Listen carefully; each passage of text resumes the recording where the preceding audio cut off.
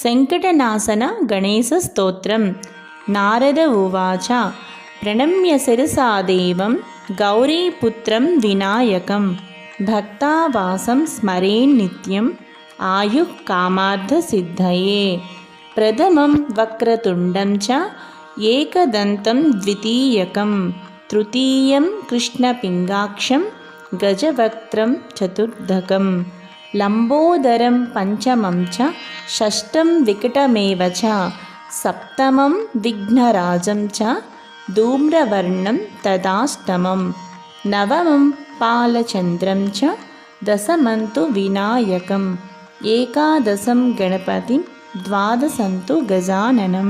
द्वादशैतानि नामानि त्रिसन्ध्यः पठेन्नरः न च विघ्नभयं तस्य सर्वसिद्धिकरं प्रभो।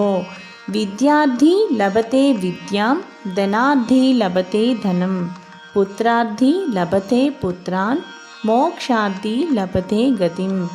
जपेत् गणपतिं स्तोत्रं षड्भिर्मासैः फलं लभेत् संवत्सरेण सिद्धिं च लभते नात्र संशयः। अष्टोभ्य ब्राह्मणेभ्यश्च लिखित्वा यः समर्पयेत् तस्य विद्या भवेत् सर्वा गणेशस्य प्रसादतः। इति श्री नारदपुराणे संकटनाशन गणेशस्तोत्रं सम्पूर्णम्।